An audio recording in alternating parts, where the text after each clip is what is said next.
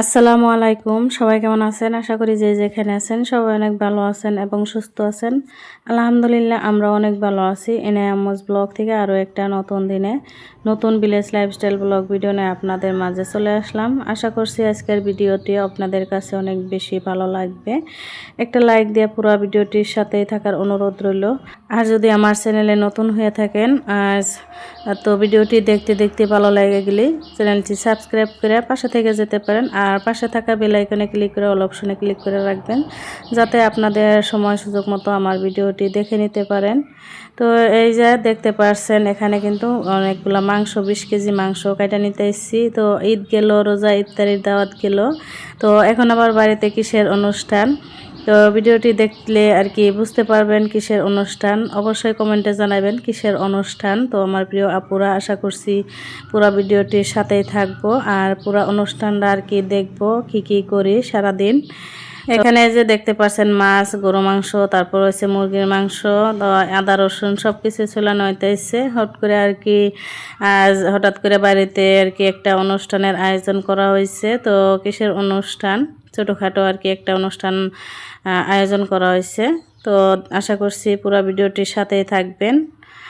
তাই যে এখানে দেখেন পায়েসও কিন্তু বানানো হয়েছে। তো রান্নাবান্না সব কিছু আর কি ভিডিও করতে পারি নাই, যেহেতু বাড়িতে একটা অনুষ্ঠান হলে কিন্তু সময় পাওয়া যায় না, কাজ করতে করতে অনেকটা ব্যস্ত থাকতে হয় তার জন্য। তো এখানে একটা মজার ঘটনা ঘটছে।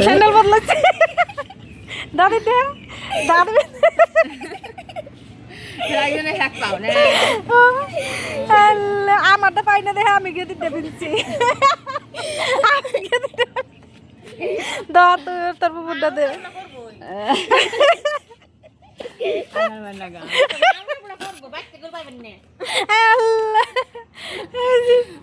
তো এখানে দেখতে পেলেন আমরা অনেক হাসাহাসি করলাম, কারণ হয়েছে তো এটা হচ্ছে আমার ননাস। তো ননাসে কি করছে, স্যান্ডেল উল্টা উল্টা করে পাই দিয়ে আসছে।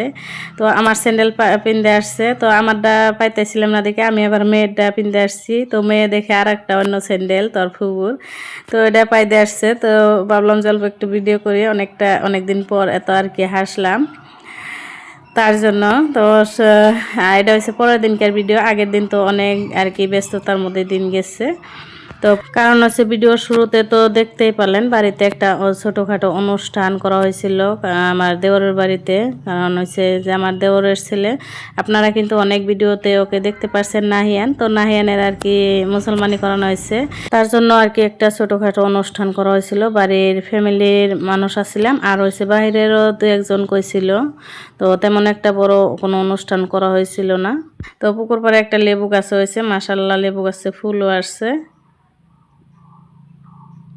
তো এখানে যে আমার ফুল গাছটি আপনাদেরকে অল্প একটু দেখাই দিই। এখন যেহেতু পানি দিতে হয় না, বৃষ্টি পড়ে, তো এই যে মাশাল্লাহ আবারও আমার গাছটাতে অনেকগুলো ফুল আসতেছে। গোলাপ ফুল গাছে এর আগে অনেকগুলো আসছিল, তো সেগুলো আর কি জোরে পড়ে গেছে, আবারও ফুল আসতেছে। তো গাছগুলো আর কি অনেক সুন্দর লাগতেছে, যার জন্য অল্প একটু ভিডিও করলাম। আর এই গাছটা কি হয়েছে, অনেকদিন ধরে আনা হয়েছে। টাব আনতে বলছিলাম মেয়েকে, মেয়ের বাবাকেও বলছি, কিন্তু কেউ আর নাই। মেয়েকে টাকাও দিছিলাম যে টাব নিয়ে আসবি স্কুল থেকে আসার সময়, ও কিন্তু নিয়ে আসে না, ভুলে যায়। তাই আর কি এখন পর্যন্ত ওই গাছটা আর কি টাবের মধ্যে লাগানো নাই। এখন হচ্ছে দুপুরবেলায় যে ইনায়া বলতেছে ফ্রেঞ্চ ফ্রাই খাবে। তো মেয়ে আর কি আলু দিতে বলছিল, তো আমি আলু কাইটা দিছি, মেয়ে আর কি ভাজি করে নিছে। তো আলু কাইটে তো সবাই মিলে খাইলাম, বেশ ভালো হয়েছিল। তো মেয়ে বলতেছে যে দোকানের থেকে একটু বেশি ভালো হয়েছে, কারণ আমি তো খাই নাই এখন পর্যন্ত দোকানে, কোনো রেস্টুরেন্টে খাই নাই। তো মেয়ে বলতেছে যে আমি খাইছি, তো তার থেকে আর কি ভালো হয়েছে। তো আসলে তো বাড়িতে সব ফ্রেশ খাবার, তো আসলে রেস্টুরেন্টের থেকে একটু ভালোই হয়। তারপরে যে আমি নারকেল কেটে নিছি, এর মধ্যে নারকেল ছিল বাড়িতে। তো নারকেল আমি পায়েসের মধ্যে দিছিলাম না, বেশি একটা ভালো না তার জন্য। তো আমার মনে হলো না যে বেশি ভালো হবে না। তো ভাবলাম যে পিঠা তো বানাই খাওয়া চলবে, তো যার জন্য আর কি পিঠা বানাই নিব আমি নারকেল দেয়া পুলি পিঠা। তার জন্য আর কি গাখির দেয়া, নারকেল চিনি দিয়ে ভালো করে আমি জাল করে নিতেছিলাম। তো গাখির দিয়ে এভাবে বেশি করে গাখির দিয়ে আর কি জাল করে একদম শুকায় নিলে এটা বানাই, পিঠাটা বেশি মজা হয় খাইতে। তার জন্য আমি এভাবেই বানাই, বেশি করে গাখির দিয়ে, তারপরে নারকেল চিনি লবণ, অল্প একটু লবণ দিয়ে তারপরে বেশি করে জাল করে একদম শুকায় নেই। তো এভাবে যারা না খাইছেন বানায় খাইয়ে দেখবেন, অনেক মজা হয়। তো আমি আসলে যে ভিডিও এডিটের কাজ করছিলাম, তো এই ভিডিও দেওয়ার সময় হয়েছিল, এখন হচ্ছে বিকেলবেলা, তার জন্য কিন্তু আমি পিঠাগুলা বানাই নাই, দাদি আর আমার মেয়ে বানাইছে দুইজনে। তো এখন আমি আর কি বাইজা নিতেছি, ওরা বানাইতেছে আর আমি বাইজা নিতেছি। তো অনেক দিন পর আর কি কুলি পিঠা বানানো হইলো, মেয়ে বলতেছিল কিছুদিন ধরে বানাই দিতে, তারপরে কিন্তু সময় হয়ে ওঠে নাই, বানাই দিতে পারতেছিলাম না। ভিডিও দেখতে দেখতে যারা এ পর্যন্ত আমার সাথে আছেন, লাইক দিতে ভুলে গেলে প্লিজ একটা লাইক দিবেন।